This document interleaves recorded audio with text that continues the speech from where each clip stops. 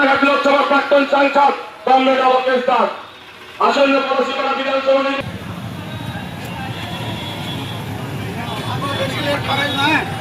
ভালো আছেন দাদা। ইভিএম মেশিনের 6 নম্বর বোতাম টিপে খামচিতে ভোট দেবেন।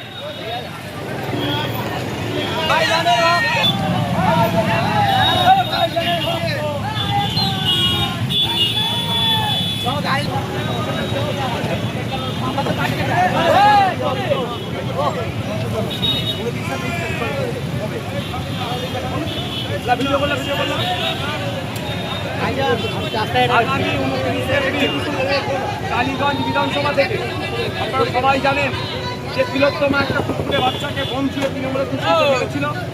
আমরা এই জোট প্রার্থী হিসাবে তামান্নার মা সাবিনা ইয়াসমিনকে আমরা জোটের পক্ষ থেকে দান করেছি আইএসএফের সমর্থনে। বামেদের প্রার্থী আপনাদের বলবো ইভিএম মেশিনের 3 নম্বর বোতাম টিপে সাবিনা ইয়াসমিন মাকে বিপুল ভোটে জয়যুক্ত করুন।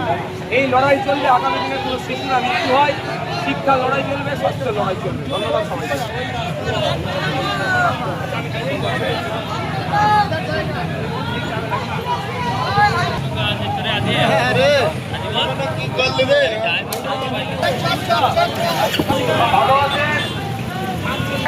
কালীগঞ্জ বিধানসভায় ইভিএম মেশিনের 3 নম্বর